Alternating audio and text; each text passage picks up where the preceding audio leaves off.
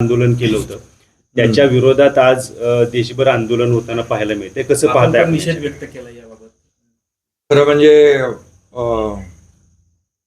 अतिशय दुर्दैवी प्रकार काल घडला. जगभरातले लोक AI समिटला आले होते आणि भारत मंडपमध्ये काँग्रेसने जे अर्धनग्न आंदोलन, चड्डी बनियान आंदोलन केलं ते अतिशय निषेध करण्यासारखं आहे. त्याची निंदा करावी तेवढी कमी आहे. कारण राहुल गांधी हे नेहमी देशामध्ये किंवा विदेशात जेव्हा जातात तेव्हा देशाची बदनामी, आदरणीय प्रधानमंत्री नरेंद्र मोदीजींची बदनामी करण्यामध्ये त्यांना आनंद मिळत असतो. खरं म्हणजे त्यांच्या अनुयायांनी तेच भारत मंडपमध्ये केलं आणि यामध्ये एक देशाबद्दल, प्रधानमंत्री महोदयांच्याबद्दल एक जो काही द्वेष नेहमी त्यांच्या वागण्यातून, त्यांच्या कृत्यातून, बोलण्यातून जाणवतो, तो खरं म्हणजे या देशातली जनता कधी सहन करू शकत नाही. आणि म्हणून त्याचा मी शिवसेना पक्ष म्हणून निषेध करतो. खरं म्हणजे देशाला अभिमान वाटावा असं काम या देशाचे प्रधानमंत्री नरेंद्र मोदीजी करतायत. आज आपली अर्थव्यवस्था 11व्या क्रमांकावरून 5व्यावरून 4थ्यावर आली आहे. आज आपण 3ऱ्या क्रमांकावर आपली भारताची अर्थव्यवस्था पोचते. याचा कुठेतरी जळफळाट या काँग्रेसला त्यांच्या मनामध्ये दिसतोय. आणि म्हणून जेव्हा ऑपरेशन सिंदूर झालं त्याही वेळेस काँग्रेसने, राहुल गांधींनी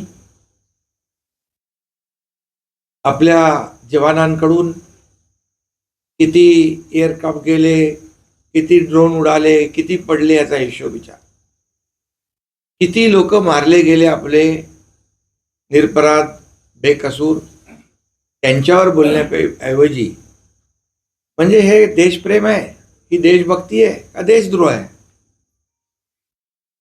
खरं म्हणजे हा एक प्रकारचा देशद्रोह आहे. जगातले सगळे लोक या AI समिटला आले होते आणि मोठ्या प्रमाणावर या ठिकाणी गुंतवणूक देखील झाली. त्याचबरोबर मुंबईमध्ये देखील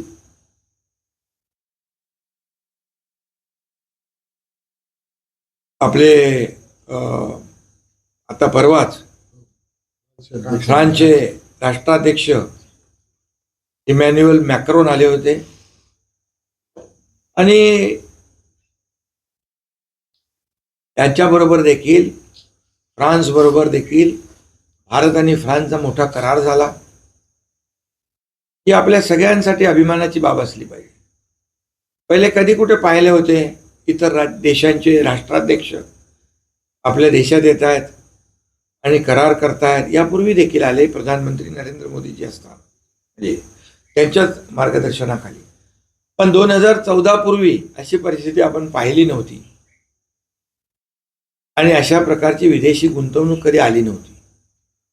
आणि याच्यातूनच हे जळफळाट जो आहे तो दिसून येतोय. हे माकड चाळे आहेत खरं म्हणजे. अशा प्रकारचं अर्धनग्न जे काही आंदोलन म्हणजे हे दाखवून काँग्रेसची अब्रू तर वेशीला टांगलीच त्यांनी, परंतु या देशाची बदनामी देखील या जगभरातल्या अनेक देशांचे प्रमुख आले होते त्यांच्यासमोर आपल्या देशाची बदनामी केली. आणि एवढ्या मोठ्या प्रमाणावर AI समिटचा जो यशस्वी होत असलेला कार्यक्रम कुठंतरी त्याला गालबोट लावण्यासाठी हा केलेला प्रयत्न आहे, हा केविलवाना प्रयत्न आहे. आणि म्हणून त्याचा निषेध करावा तेवढा थोडा आहे. म्हणून देशभर या त्यांच्या चड्डी बनियान गँगचा, काँग्रेसच्या अर्धनग्न आंदोलनाचा निषेध केलेला आहे जागोजागी. याच्यातून त्यांनी खऱ्या अर्थाने बोध घेतला पाहिजे. आणि तुम्ही देशाचे प्रधानमंत्री नरेंद्र मोदीजी यांच्याबद्दल जेवढं आरोप प्रत्यारोप सभागृहात देखील अधिवेशन जेव्हा पार्लमेंट सुरू असतं तेव्हाही करतात, रस्त्यावरही करतात, परंतु जेवढा आरोप आणि जेवढे त्यांच्यावर टीका कराल तेवढी या देशातली जनता प्रधानमंत्री नरेंद्र मोदीजींच्या सोबत राहील. आणि म्हणून मी त्यांचा या कृत्याचा जाहीर निषेध करतो. आणि खऱ्या अर्थाने मोदीजींच्या या देशाला पुढे नेण्याचं जे काही काम चालू आहे मोदीजींचं मी अभिनंदन करतो. केलेलं काम याबद्दल तुमचं मत काय? अरे संपूर्ण बाबा, जनता जे आहे आपल्या 105 संपूर्ण गावाची 100% 105 तुमच्यासोबत गावातल्या जनतेला मी धन्यवाद देतो, त्यांचे आभार मानतो. या 105 गावामधल्या लोकांनी शिवसेनेला भरभरून आशीर्वाद दिला आणि शिवसेनेचे सगळे जिल्हा परिषद गट आणि पंचायत समितीच्या गणामधले सगळे लोक निवडून आलेले आहेत. कारण आपल्याला माहीत आहे की जे मी काम या भागामध्ये केलेलं आहे, माझा एकच इच्छा आहे की या भागातला तरुण नोकरीसाठी मुंबई, ठाणे, पुणेसारख्या शहरात जाता कामा नये. इथंच त्याला उद्योग मिळाला पाहिजे, इथेच त्याला रोजगार मिळाला पाहिजे, त्याच्या हाताला काम मिळालं पाहिजे. आणि म्हणून इथल्या उद्योगाला, पर्यटनाला आपण चालना देतोय. नवीन महाबळेश्वर या ठिकाणी आकारात येत आहे. हे सगळं जे आहे इथल्या सर्वसामान्य जनतेसाठी आम्ही करतोय. आज पुलाचं काम 1-2 महिन्यात कंप्लीट होईल. 2 पुलांचं काम सुरू आहे. कोकण आणि पश्चिम महाराष्ट्र जोडण्याचं काम आम्ही करतोय. त्यामुळे इथला जो काही विकास आहे, हा विकास ज्या वेगाने आपण करतोय त्याचीच पोचपावती या जिल्हा परिषद आणि पंचायत समितीमध्ये लोकांनी दिलेली आहे. परिषदेमध्ये आपले जवळपास 15 सदस्य निवडून आलेले आहेत. याच्या आधी कधीही एवढी मोठी संख्या सदस्यांची शिवसेनेची जिल्हा परिषदेमध्ये सातारच्या नव्हती. आणि सत्तेत बसण्याची आत्ता परिस्थिती आहे, मात्र इथं त्रिशंकू परिस्थिती निर्माण झालेली आहे. साहेब, शंभूराज देसाई जे पालकमंत्री आहेत हे आपल्याला भेटलेले आहेत. आपलं याच्याबाबत काय बोलणं झालंय का की राष्ट्रवादी आणि शिवसेना मिळून सत्तेत बसेल असं या पद्धतीचं? नाही बघा, आता इथलं स्थानिक राजकारण जे आहे ते आमच्या सगळीकडची वेगवेगळी समीकरणं आहेत. पण सगळीकडेच ज्या निवडणुका झाल्या, विधानसभेच्या निवडणुका झाल्या, त्यात देखील महायुती जिंकली. त्यानंतर नगर परिषदा झाल्या, त्यात देखील महायुती जिंकली. महापालिका झाल्या, त्यामध्ये देखील महायुतीला विजय मिळाला. जिल्हा परिषदेमध्ये पण पंचायत समितीमध्ये महायुतीलाच लोकांनी कौल दिलेला आहे.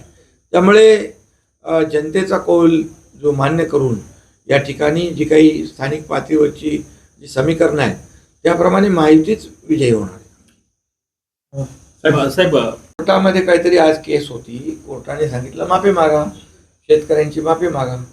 त्याप्रमाणे ते झालेलं आहे आणि माफी मागितल्यामुळे ती केस निकालात निघालेली आहे. शेवटी चुकीच्या माहितीच्या आधारावर काही वक्तव्य केली गेली होती आणि त्यामुळे त्याचं आज कोर्टामध्ये त्याचं मला वाटतं सक्षम झालेलं. दोन्ही सभागृह